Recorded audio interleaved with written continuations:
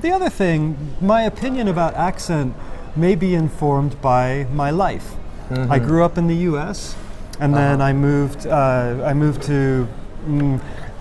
Long story, but I taught in Spain for a little while, and then when I finished university, and a friend of mine was in Spain, and he said, "Oh, come to Spain, you can teach English." And I thought, "Oh, that's a good idea." So I went to Spain and I started to teach English, and then I thought, I don't really know what I'm doing. My undergraduate degree was in English literature, and you don't necessarily know how to be a good English teacher just because you've read Shakespeare.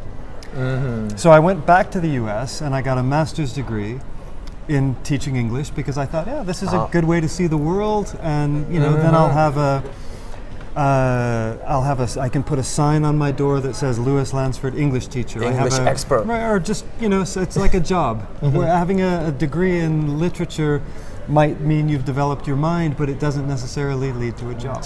Yeah.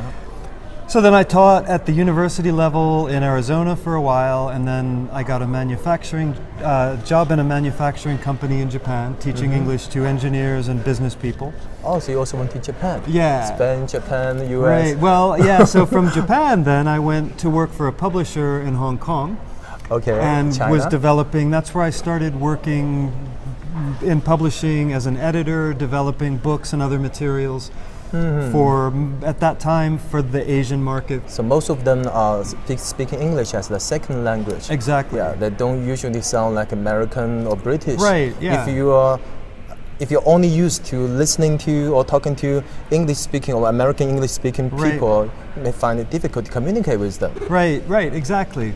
And so anyway, I met in Japan. I met an English girl, and we got married, and then I ended up going to live in the UK after Hong Kong.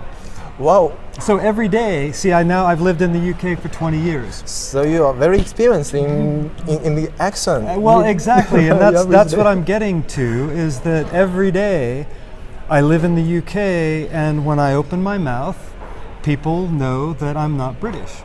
And some people say, "Oh, you haven't lost your American accent," and I think, well, yeah, I was a grown man when I moved to the UK, and you don't normally change your accent. Yeah. And people can understand me, and my accent is part of my identity. Yeah, actually, you carry international accent. Yeah, something like that. Yeah.